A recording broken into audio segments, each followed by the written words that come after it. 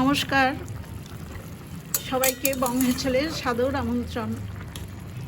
দেখুন, আজ আমি লাউ শাকের ঝোল রান্না করছি।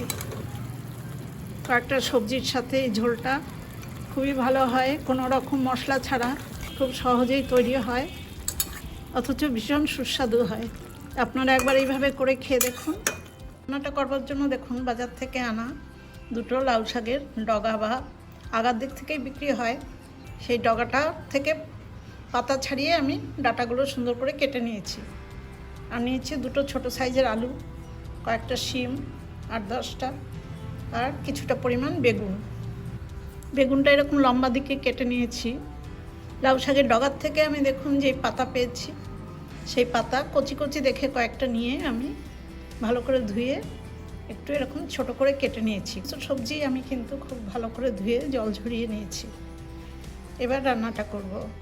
গ্যাসের ওপরে মিডিয়াম ফ্লেমে একটা কড়াই বসিয়ে আমি 2 কাপ জল দিয়ে দিয়েছি। আমার রান্নাটাতে ঝোল হবে, সেই জন্য একটু জলের পরিমাণটা বেশি থাকবে। জলটা ফুটে এসছে, এই সময় আমি কেটে রাখা আলু আর শিমগুলো দিয়ে দেব।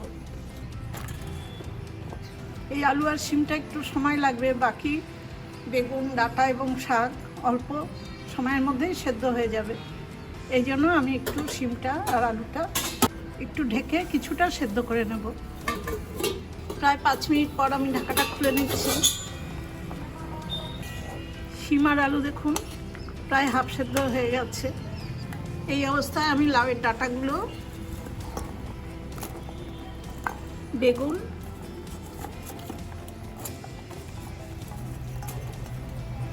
আর 5-6টা কাঁচা লঙ্কা চিড়ে রেখেছি, এগুলো দিয়ে দিলাম। সমস্ত সবজি আমি জলের মধ্যে ভালো করে ডুবিয়ে দিলাম। এবার 1 চামচ লবণ দিয়ে দিলাম। সব সবজি ডুবিয়ে দেওয়ার পর আমি কেটে রাখা লাউ শাকগুলো দিয়ে দেবো। এই শাকটা ওপর দিয়ে দিলাম, দিয়ে আমি আবার কিছুক্ষণ ঢেকে দেব। মিডিয়াম টু হাই ফ্লেমে প্রায় 6-7 মিনিট পর ঢাকাটা খুলছি।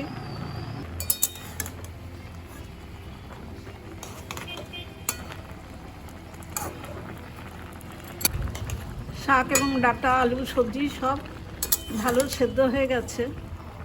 লাউ শাক কিন্তু বেশি সেদ্ধ করলে টক টক হয়ে যায়। সামান্য একটু গুঁড়ো হলুদ দিলাম। গুঁড়ো হলুদটা অপশনাল, না দিলেও চলে।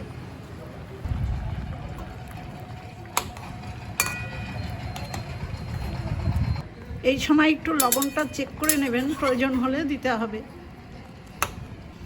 আমি এবার ঝোলটা একটা বাটিতে নামিয়ে নেব।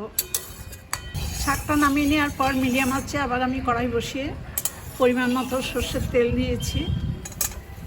তেলটা গরম হয়ে গেছে, এই তেলে আমি কিছুটা বড়ি ভেজে নেব।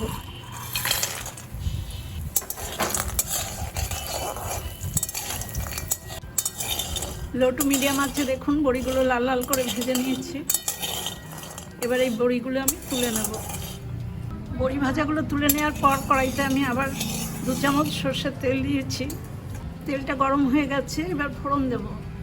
ফোড়নে দেখুন 3টে শুকনো লঙ্কা মাঝখান দিয়ে ছিঁড়ে দিয়ে দিলাম।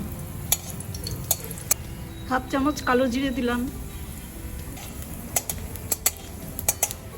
আর 1 চামচ দিলাম রসুন। এই রসুন কিন্তু 5-6টা কোয়া নিয়ে আমি ধোয়ার পরে ভালো করে একটু নোড়া দিয়ে থেতো করে নিয়েছি। রসুনটা খুব ভালো করে লাল লাল করে ভেজে নিলাম। এবার সেদ্ধ করে রাখা লাউ শাকের ঝোলটা আমি এর মধ্যে ঢেলে দেবো।